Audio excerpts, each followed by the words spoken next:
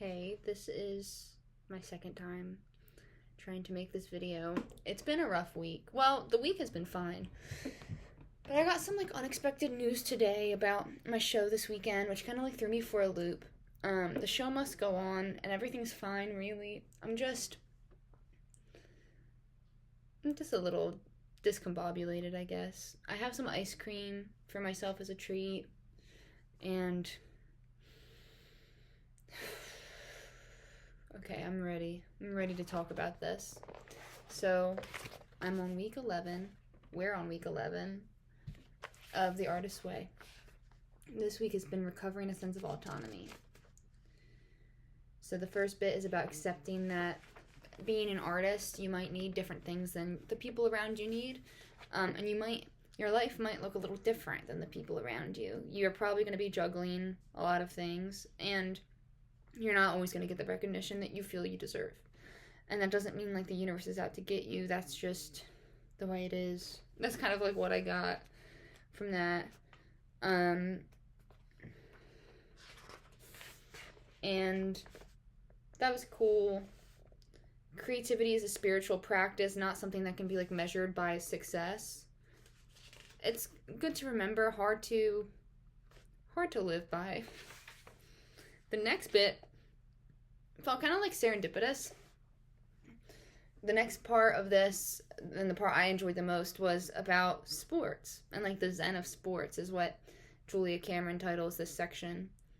And I find I'm really relating to it because I've been doing this health and fitness journey for the last 3 weeks.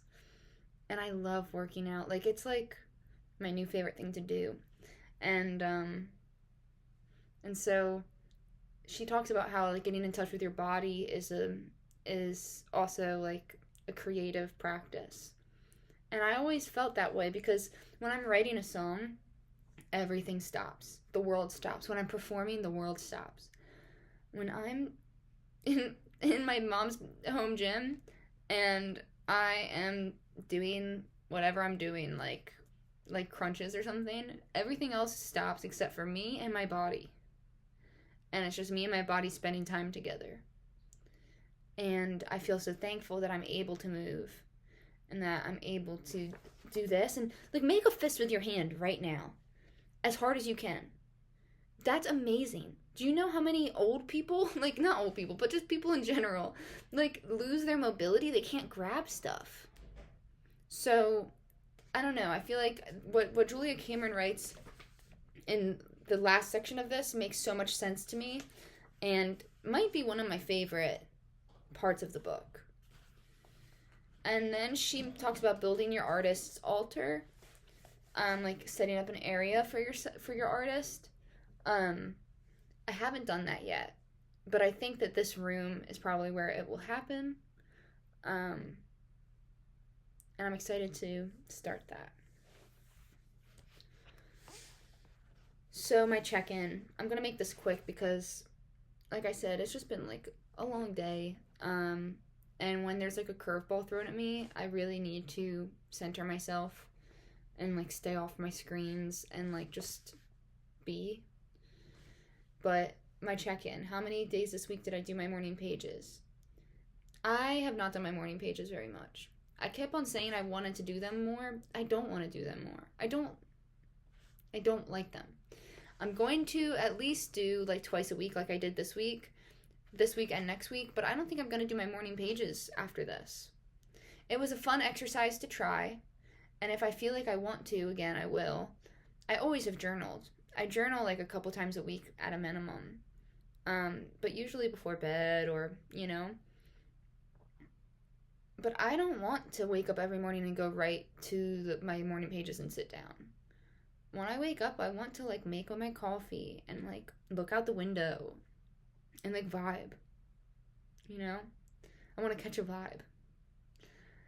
So, and maybe that's some people catch a vibe by doing their morning pages. I don't catch a vibe. That feels like a chore to me, and it just doesn't connect with me, and that's okay. My artist date this week. I just came back from my artist date this week. I went to a yoga class 20 minutes away. And it was so much fun. I was so scared. I was scared because I'm not good with new things, new people. Actually, I don't want to manifest that because I always thought I was going to be really scared and not good with new things, new people. I'm good at it though. I went in the class, I wasn't scared. My mind was somewhere else. I was thinking about my show this weekend and like the tea, you know? But I walked in, I said, "Hey, I want to do your next yoga class. That should be happening around now." And the woman at the counter was really sweet, asked me a few questions, signed me up. And I told her, just so you know, it's my first time ever doing a yoga class here. And she goes, "Okay, that's good to know." And I go in there and I get my mat and it's beautiful in there. It's like wood floors, Zen music playing, smells good. It was super clean. Like, looked very cool for a place that's in South Jersey. No offense to South Jersey, And there was like 6 other people in there. So it was chill and it was all ladies. And there was somebody next to me who it was her first time too. And what's the saying? Damned if I do say. But damn if I do say, girl, I was moving in there. I was moving and grooving. Like, Yoga with Adriene on YouTube definitely helped a bitch out. Because she was saying vinyasa, I was like, I know what that means. I know a lot of the positions. I was moving my feet around. I was bouncing. It was so much fun. And it felt good because I was like, just something new that I've always wanted to try, I want to go back. It's kind of expensive. It's like, for 5 classes, it's like $85. But I do really want to go back and try that on my rest days when I'm not like lifting weights and stuff. I feel like that would be a good exercise to stay connected to my body and feel good. So that was my favorite artist date yet. The synchronicity I experienced this week. I had a coaching session with my friend Julia, who's coaching me right now, and she showed me this energy chart about like how to elevate our energy basically, and just like to see where you're at. And the lower vibrations of the energy have a lot to do with anger and thinking about yourself and thinking about like what you do want to do, what you don't want to do, your fears. And the higher levels of energy is when you're thinking about other people or the world around you and you're not thinking about yourself and as much, and I feel like that was something I needed to hear at the right time, because I've been kind of really concerned with me, and like what I'm going to do next and what I'm going to do about my student loans and about music and about my life. And just hearing from somebody else, like, if I want to be the person I want to be, it's not even, you just forget about that. Like, yeah, make your plans, but like, why are you sitting around worrying and thinking of you? Think about the people around you. Be of service to a friend. Like, be of service to somebody. Make somebody else's day feel good. And that's something I really needed to remember, because it's hard sometimes when you're like 25 and clueless. Like, you just want to think about yourself and like, what's next? How am I going to do this? How am I going to be an adult?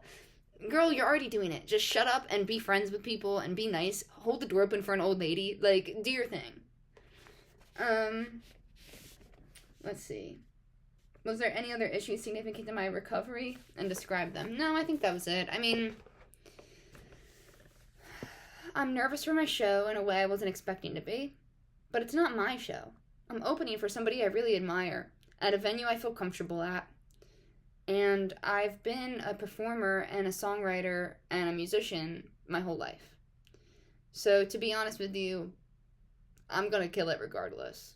It just surprised me. But like, saying it out loud, like, am I really gonna sit here and act like I'm scared? Like, come on, girl, you've been doing this your whole life. You are a pro. You're a pro. Like, why are you acting scared? I don't know.